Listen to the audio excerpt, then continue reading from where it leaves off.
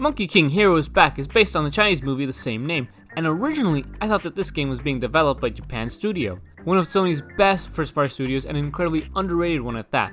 Maybe now that one of their overrated studios has fallen from glory, they'll get more recognition. But as it turns out, this game was not made by them, and it shows. First off, the characters. Oh boy, the characters. From the very beginning, you have a kid following you around, which is such a pain, since the kid is just annoying. Anytime an enemy shows up, he lets you know. Monsters! Monster! Monster! Monster! Monster!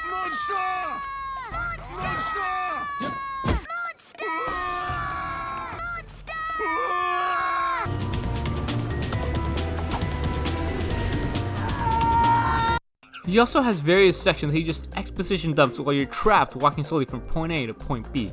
Pig Guy joins you near the beginning as well and adds, well, pretty much nothing. Then there's your character, the Monkey King.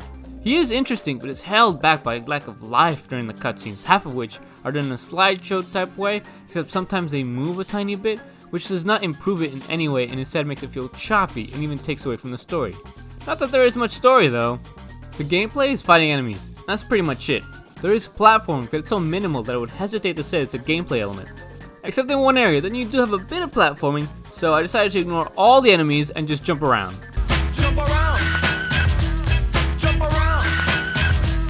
Jump around!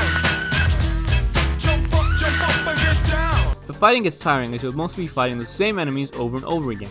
Fighting is okay, but there are minor issues that stood in the way of my enjoyment, such as being locked in one position when you're executing combos. That means that you attack one enemy at a time or just do a few punches and dodge to the next enemy, but it doesn't flow. You understand everything is about flow? Everything?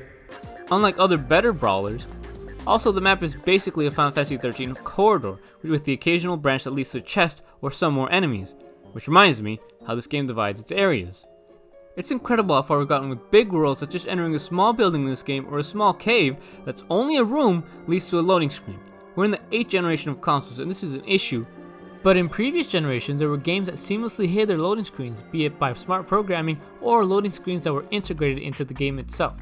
But here we're hit by these black loading screens far too often, like how about...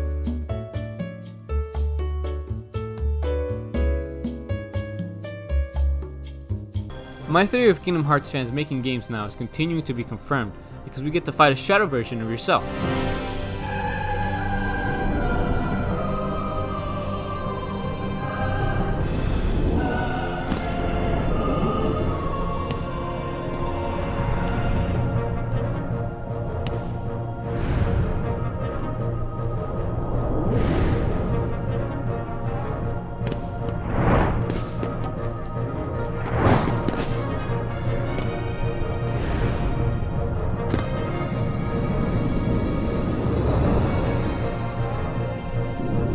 Then there's just a general jankiness. And not the early PS3 jank, because that stuff just added personality. Here's things like the physics of the jumps. As much as I enjoyed the one platforming section, it also brought to attention how weak the jumping was. Not the same satisfaction as a Ratchet & Clank or another anthropomorphic game, Sly Cooper. Overall, this game is okay. Halfway through I begin to regret my decision to play the game, all the way till the end, but then I hit the platforming section to soldier on, only to hit the home stretch and that regret came creeping back. This is not the cool PlayStation exclusive that I thought it'd be, but that's okay, because we have Knack!